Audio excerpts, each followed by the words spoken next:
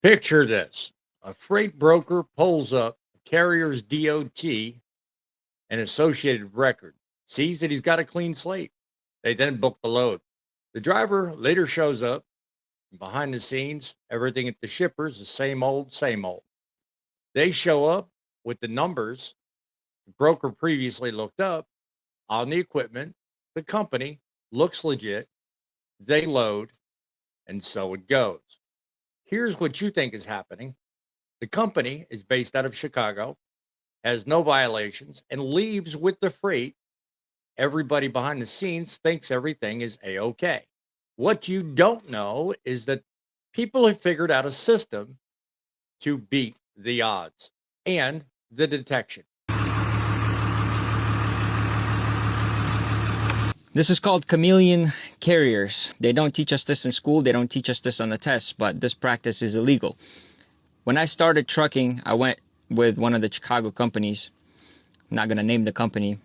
And they gave me 3 sets of magnets. My friend that started for the same company had 6 sets of magnets. And the reason why they do it is because certain MC numbers, certain carriers, have bad safety scores. So these brokers and these shippers cannot work with you due to that reason. What we would do essentially is 2 miles prior to picking up the load, we would change the numbers on our truck, pull in, get the load. When we would leave 2 miles down the road, we would take the numbers off so they don't fly off down the road. And we would keep going, driving down the road. See, they're playing a game of hide and seek with the system. These chameleon carriers are a covert threat to safety, reputation, and the profitability that exists within the trucking industry.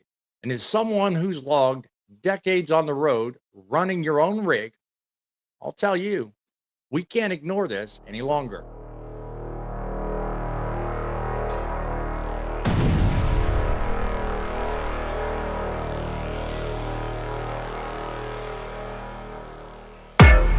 Greetings, truck lovers and truth seekers from all over the United States of trucking. BossMan here. Critical thinking fueled by faith, sanctioned by God, right here on your mobile device for your personal viewing. In 2024 alone, over 9,000 carriers were flagged by the FMCSA for what they call suspicious reincarnations. New DOT numbers, same ownership, same assets, just a different name on the door. And according to research cited by Michigan Auto Law, these so called chameleon carriers are 3 times more likely to be involved in a fatal crash than legitimate new applicants. Think about that for a second. We're not just talking about numbers, we're talking about lives, livelihoods, and a lot more put at risk because some folks figured out how to play hide and seek and game the system, getting over federal oversight. This is what the American Transportation Research Institute calls an industry cancer.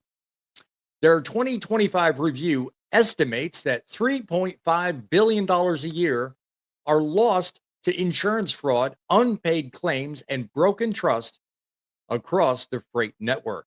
Not to mention the nearly countless lives affected on our roadways by those that escape capture.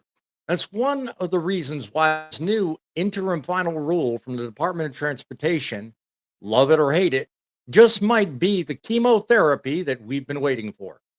If we're able to take out the unlawful, untrained, non-English speaking drivers, we will not have an issue on our roadways. We will not have issues with our deliveries. Our products will move, but they'll move safer because we have better drivers who are driving those big rigs. It gives the DOT, federal agencies, and the industry at large a chance to collaborate on a solution moving forward. Let's be honest. How many times have you seen a carrier vanish overnight or a driver in a situation similar to what was pictured, only to just leave you with more questions than answers? We've been through it all too many times. It's time to end it. Tell me in the comments, how often have you seen this? I'd like to know. Drop your story below because it's time we put real world proof, just like in the video earlier, behind the data. We've got 9,000 flags, 9,000 reasons to act today. But I guarantee you, the number of lives affected are far greater than the 9,000 we know about. Now, I get it. Regulation makes every good operator nervous. No one wants Washington breathing down their neck. I don't either. But let's be honest, this IFR isn't just more red tape, it's a reckoning. It's the opportunity the industry at large has been looking for. Because behind every fraudulent carrier, there's a real person pulling the strings. And worse yet, there's one holding the bag, a driver who never got paid, a broker who's lost tens of thousands on a vanished freight bill or something other than that. And even worse than that, a life affected by the untrained individual behind the wheel. Now, this is the part that stings. Okay. The majority of operators affected by this rule are new ones. They're recent entries into the market. And for some of them, they did nothing wrong. But we cannot let the few who exploit the loopholes hold the entire industry hostage. Call it labor dumping, call it rebranding, call it whatever you want. The results are the same. It's profit over people. And that, my friends, is how people get hurt. Labor schemes, falsified paperwork, unvetted drivers, all of it comes from the same disease, the belief that rules are just suggestions when money's on the line.